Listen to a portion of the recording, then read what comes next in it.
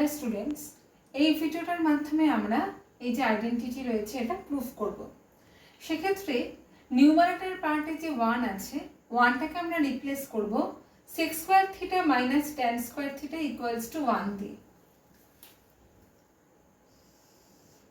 প্রথম যে দুটো টার্ম আছে tan theta plus sec theta কোনো চেঞ্জ হবে না, এই 1 এর জায়গাতে লিখব sec square theta minus tan square theta. Denominator পার্টে কোনো চেঞ্জ আমরা করছি না। a স্কয়ার মাইনাস বি স্কয়ারের formula a plus B into a minus B, তার মানে আবার এই tan প্লাস sec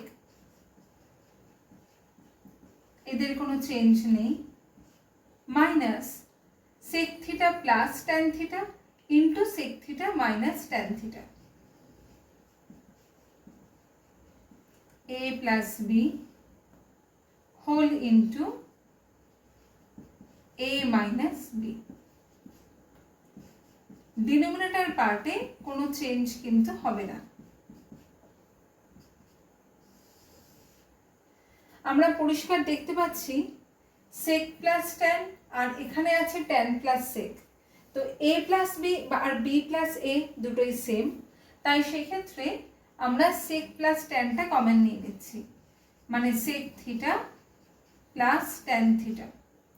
তাহলে ফার্স্ট টার্মের ক্ষেত্রে কিছু নেই, মানে ইন্টু 1 পড়ে আছে, মাইনাস সেকেন্ড টার্মের ক্ষেত্রে পড়ে রয়েছে sec theta minus tan theta,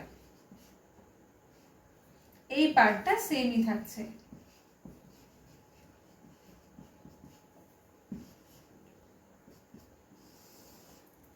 এখানে sec theta plus tan theta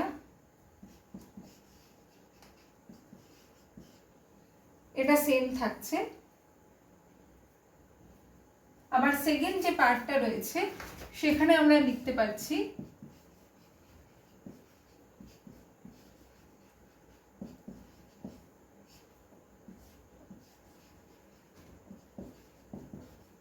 খুব ভালো করে অবজার্ভ করলে বুঝতে পারবো plus tan theta minus sec theta minus sec theta 1 আর এখানে প্লাস 1, তাহলে এই টার্মটা সেম আছে, তার মানে পড়ে থাকছে sec theta plus tan theta.